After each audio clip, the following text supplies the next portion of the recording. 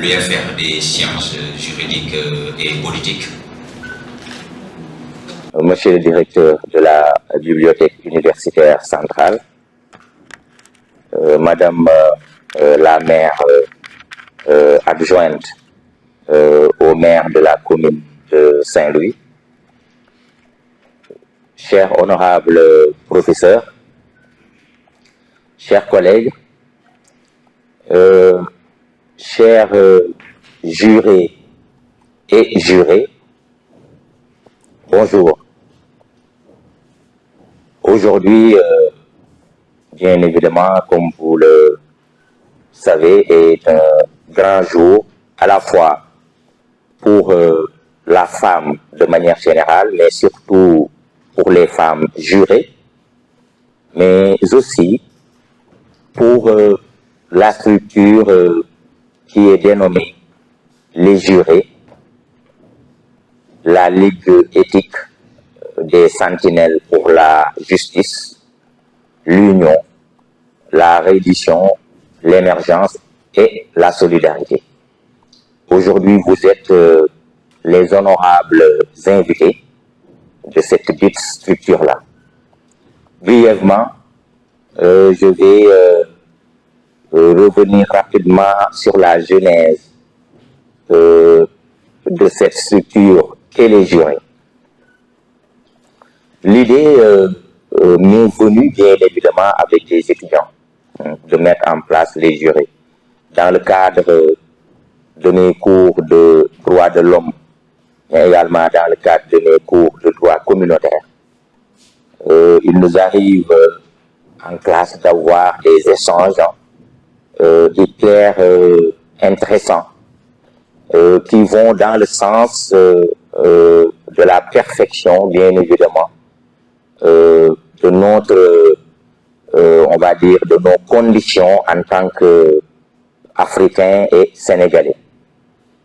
La remarque qui a été faite, surtout qui a, on va dire, milité pour la mise en place de cette structure est que, d'un point de vue droit public économique, en ce qui concerne le développement du continent africain, nous, les Africains, nous inspirons beaucoup des approches qui ont été développées en Europe. Il en est ainsi de l'approche fédéraliste, de l'approche fonctionnaliste, de l'approche néo-fonctionnaliste, le constructivisme, le réalisme, j'en passe. Aujourd'hui, on n'arrête pas, bien évidemment, en matière de développement, de s'inspirer de ces approches-là, qui sont hors contexte, hein, bien évidemment, d'un point de vue socio-économique africain. Du point de vue de la jouissance de nos droits et libertés fondamentaux également, le constat est que nous sommes en train de théoriser énormément de droits et de libertés sans pour autant en jouir effectivement. Moi personnellement, j'enseigne tout le temps le droit à la santé, le droit à l'éducation, le droit à l'emploi, le droit au travail, j'en passe. Mais concrètement, si vous voulez, on va dire, faire une petite cartographie au niveau continental comme au niveau national, du niveau d'insertion, par exemple, dans le domaine professionnel, vous vous rendez compte qu'effectivement, ces droits-là sont plus que théoriques et que pratiques.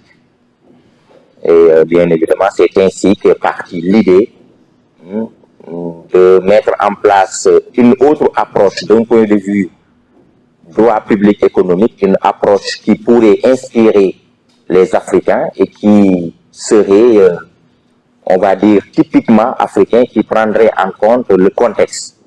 Et cette approche est dénommée l'afro-magnétisme, que nous connaissons, nous les jurés, parce que les jurés s'inspirent de cette approche.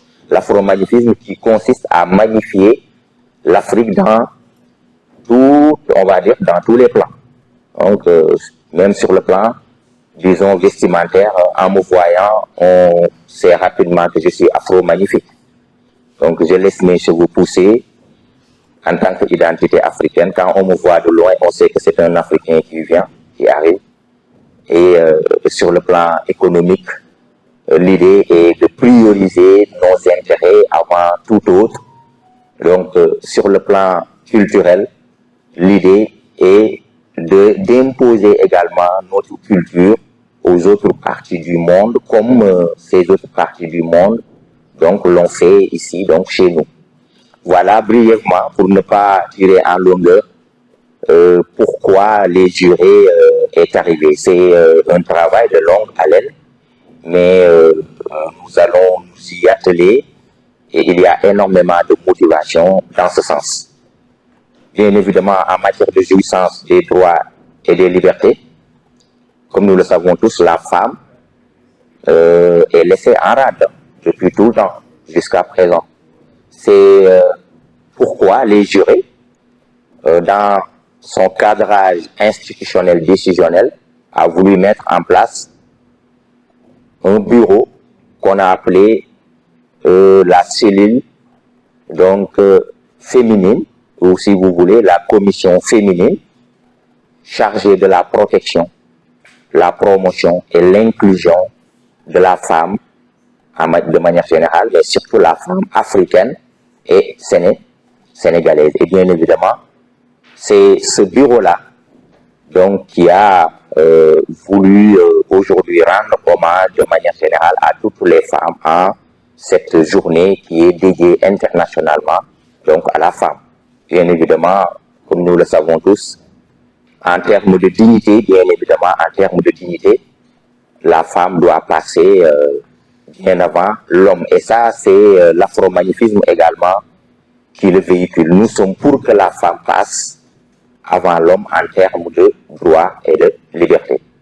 Aujourd'hui donc, re-bienvenue, nous allons fêter à notre manière la femme, non pas en faisant une pom-pom girl, par exemple, dans son aspect folklorique, mais plutôt d'exposer ses qualités hautement intellectuelles, comme le veut le thème qui est intitulé La promotion élitiste de la femme dans la gestion des affaires publiques. Et nous avons des femmes de grande valeur donc, qui servent d'exemple ici. Donc aujourd'hui, fêtons nos stoïques mamans, fêtons nos charmantes épouses et nos futures charmantes épouses, fêtons également nos magnifiques filles, fêtons nos braves sœurs, fêtons bien évidemment nos sympathiques amis et collègues de manière générale. La femme est également, comme nous le savons tous, la femme est également notre salin-salin. Ça aussi, il faut le dire.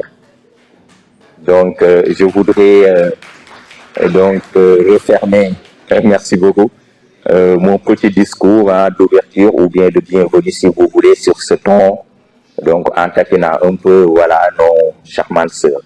Je redis quelques remerciements que je dois formuler à l'endroit de tout le monde, déjà, mais plus particulièrement à l'endroit du professeur Pape Samba Ndiaye, le directeur de l'UFR des sciences juridiques et politiques.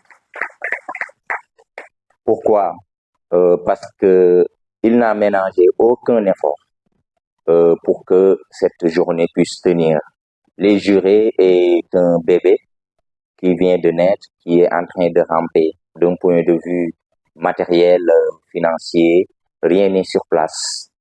Donc, on compte exclusivement sur la contribution des jurés E accent aigu ES et des jurés E accent aigu S, exclusivement. Et cette fois-ci, il a été le sponsor principal de cette journée.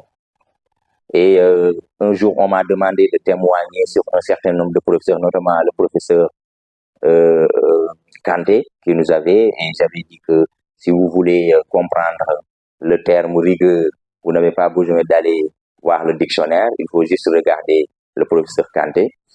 Mais je dis aussi à l'endroit du professeur Pape Samba Ndiaye, Si vous voulez connaître rapidement la signification du mot humilité, vous n'avez pas besoin, hein, donc vous n'auriez pas besoin d'ouvrir le dictionnaire parce que c'est l'humilité qui marche en personne. Et nous tous qui aspirons à assumer des responsabilités ultérieures, donc devons en fait apprendre de son statut, apprendre de sa manière, surtout de cette énorme modestie-là, donc qu'il inspire à tout le monde. Mille merci à vous, chers professeurs. J'en profite également pour remercier mes collègues professeurs qui non seulement sont venus physiquement, mais sont venus aussi, entre guillemets, pour dire en wolof, hein, qui aussi sont venus financièrement. D'accord? Donc, chers professeurs, chers collègues, je vous remercie 1000 fois. Je remercie également tous les jurés qui ont énormément fait de sacrifices sur le plan matériel, sur le plan financier, qui ont fait des sacrifices, donc, depuis hier, pour que cette journée puisse tenir dans les plus brefs délais. Merci à tout le monde encore une fois. Merci encore une fois à tout le monde. Merci beaucoup.